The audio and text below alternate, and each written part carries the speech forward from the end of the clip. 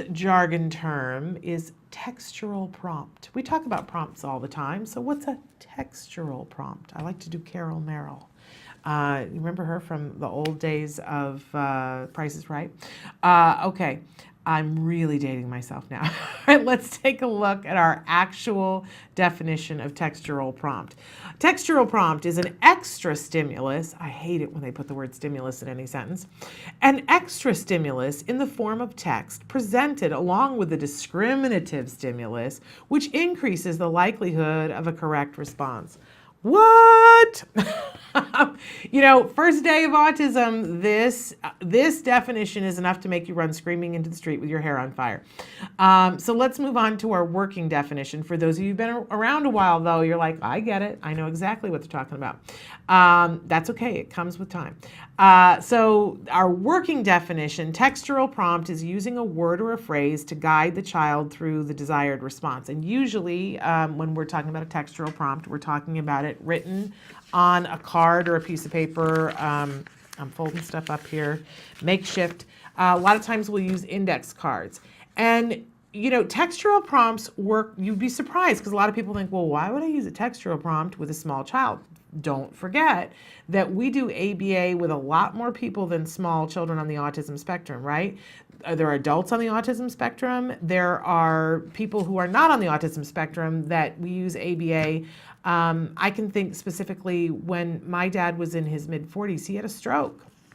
And he had aphasia as a result of that. And one of the things that they did for him therapy-wise was use a lot of textural prompts to help him get his verbal language back, right? And we do this with teenagers on the spectrum or, you know, kids that are a little bit older. A lot of times our kids can start to begin to read even as young as 3 and 4 to pick out little words.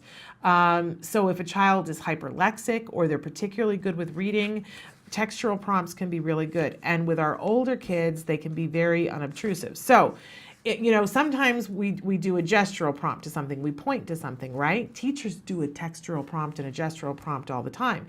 They might stand up in front of the classroom and point to the lights and look at one child, and the child gets up and turns on or off the lights, right?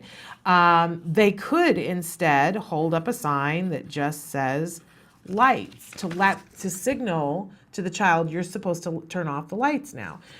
They can also put a textural prompt up to help somebody to build language, we talked yesterday about mand frames, to create a longer sentence. So if we're trying to teach somebody to mand and we want the sentence longer, and they've gotten used to saying cow, you know, because that's what they want is the cow, and we want them to say, I want cow.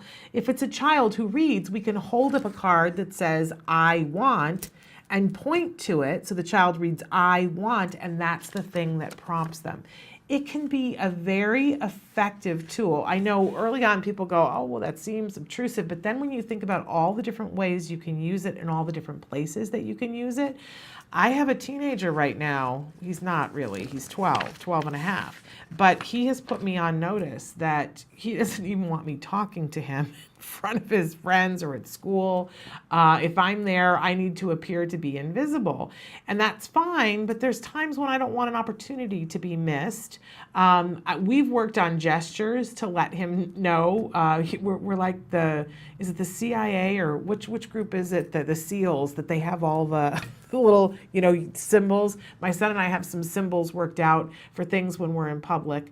But I can also try to do a text prompt, something that I can hold up, and his teachers have done that with him before. It can be very effective, especially if the person is very good at reading things.